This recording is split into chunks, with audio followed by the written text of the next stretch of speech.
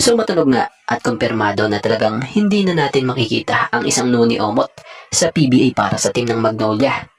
Dahil nga po sa tuluyang napagdesisyonan nga po ng team ng Magnolia o ng kampo ng Magnolia, napalitan na nga ito. Matatandaan ng unang nasambit ni Coach LA na hindi nga ang import ang problema. So para sa opinion nga natin, agree naman tayo dun sa nabanggit ni Coach LA na yon. Dahil nga sa 3 games na nilalaro nga po ng import nilang ito, ay nag-average naman ito ng disenteng numero, gaya ng 32.3 points per game, 7.3 rebounds per game, and 6 assists per game. So yun, sa ngayon, batay sa lumabas na report gaya nga po sa tiebreaker times credit po, ay nga, tinap na ng Magnolia itong si Clint Chapman para pumalit sa pwesto ni Noni Omot bilang import ng Magnolia. Siya nga po pala, itong si Clint Chapman ay mas malaki kaysa kay Noni Omot. Isang 6'10" big man ito at talagang panentro ito. May maayos na galaw sa ilalim at bonus na nga yung may tira ito sa labas. So siya nga ay former Texas Longhorn kung saan naglaro ito bilang pro taong 2012 kung saan nagkaroon ito ng stints sa paglalaro sa gaya ng bansang Switzerland, Turkey, Japan, Germany, Italy, and parts of West Asia. So, siya na nga kaya ang pumutol sa 0-3 losses sa standings ng Magnolia. Lalo't panigurado umaasa or aasa talaga ang Mags sa import din ito. Kagandahan sa import na to veterano na at syempre yung experience niya pwede niyang madala sa Magnolia. So kasalukuyan nga pong 37-year-old na nga po ang player na ito. So siya nga po pala, balita ay he's expected to make his PBA debut this Saturday, March 28 kung saan makakalaban nga nila o ng Magnolia itong wala pa ring panalong team na Macau Black Knights.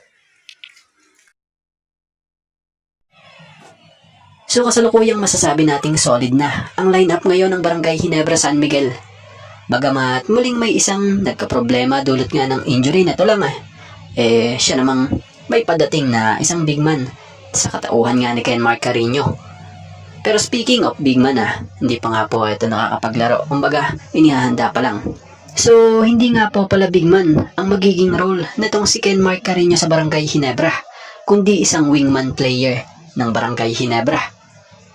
So, yan nga ang nabanggit ni Coach Tim sa isang naging update ng Inquirer.net credit po kung saan ayon nga po sa pahayag nitong si Coach Tim, we're coming with a vision of him playing as a wing, not as a big man for us. Dagdag pa nga si Coach Tim we want him to be a big wing for us and that might take some time to develop him. So kung ganun, lalaki ang lineup na nasa loob ng Ginebra. Biruin mo kung wing siya tapos isasabay mo sa big man na si Japet Aguilar, grabing laking impact ngayon nito. Parang muli tayong makakakita ng Twin Tower tandem dito sa Barangay Ginebra. So bagamat nasanay tayong makita si Ken Mark Carino na big man or sentro ang laruan, ngayon, ito pala sa Barangay Ginebra, magiging isang wingman na siya. So, hindi po sentro ang magiging trabaho sa Ginebra nitong si Ken Mark, kundi isang wing.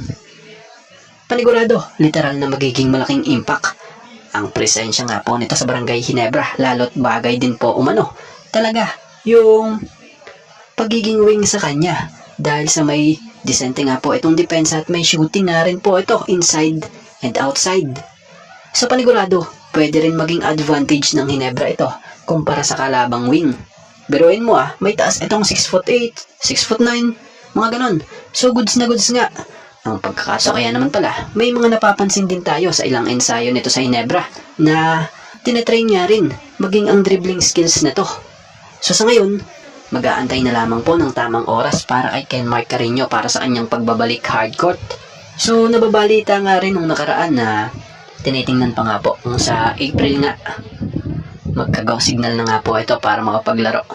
So matatandaan nga pong matagal ding panahon na hindi natin nakita sa paglalaro itong si Ken Mark Carino sa terapirma noon dahil nagkaroon nga po ito ng ACL injury. Pero ngayon, nang matrade siya sa Ginebra, sa ngayon kapansin-pansin na nagka-improvement or may improvement na makikitang nakikipag-ensayo na rin ito kasama ng Ginebra. So para kay Ken Mark, maganda ang hinangad nito dahil gusto niya nga pong ma-adapt agad umano or maka-adapt agad umano para makatulong nga po sa team na ito. Galawang Justin Brownlee and Joe Devance nga ang ating nakitang nilaro ng kanilang mga anak sa NBTC U14 or Under 14. Kitang-kita na nga na nagmana itong kanilang mga anak sa kanila. So tara't atin niyang panoodin ng ilang naging highlights sa nangyari sa larong ito. Kung paano nga ba dumating sa sitwasyong ganito. Watch till the end. For the first attempt for 3 and basket in for number 5 for Brandon.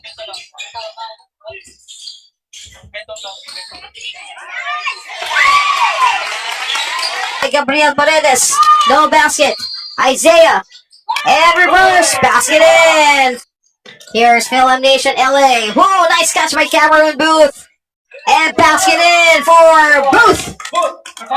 And we have a substitution with Justin Brownlee Jr. checking into the Peter Mutia. Peter makes it inside the paint. Basket in. Two boys. Mutia shoot. To Braden. Now to Valentino Barnes. Another 3. That's number 11. Going to Peter. Peter Mutia. Basket in. Inside, but foiled. Shot from Doria. And basket in for Jay. Taking a mid-area.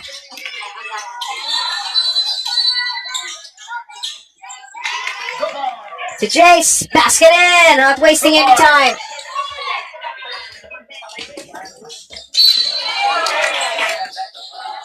It's his turn.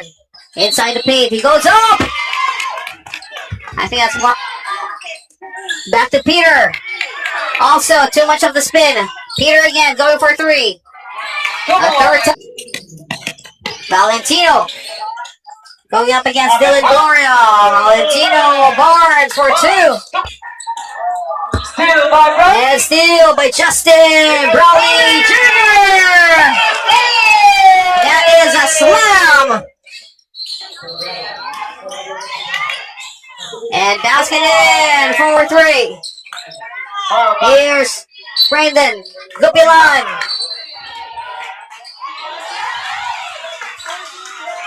Two boys. Turnover.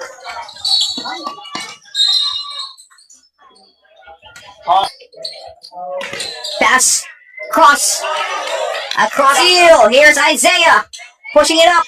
Follow up. Number 32. Justin Brownlee Jr.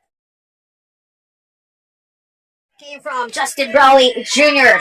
And up and away for Jace with Cruz. Viesca. Good by Jackson. Extra pass. And there's in Gupilan. Bounce inside. And again for Jace Devons. Brownlee going to Isaiah Jackson. Oh, Brownlee with a miss. Now with Cameron Booth. Cameron to Jared. Collado is the 4 3-point shot. Successful 3-point shot coming from Phil Nation select Los Angeles Devons. Woo! And Mason now. Mason with a bounce. And basket in for Enrique in this third quarter. 22nd. By 17. And there you go. That is how they're gonna do. Look at AUBA. They only managed to score Number 1. 6 points in the third quarter compared to Phil LA Devon at right now with 31-76. More than 30 points up. And Jackson. Two boys. And Rowling. 7:52. Two boys. I feel a bit of restrict.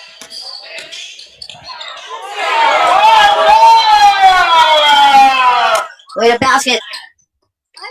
And Ozu. Two boys. Braden going to Jace Devons. Two boys. Boys. And another one. See any more the fire from the AUB West.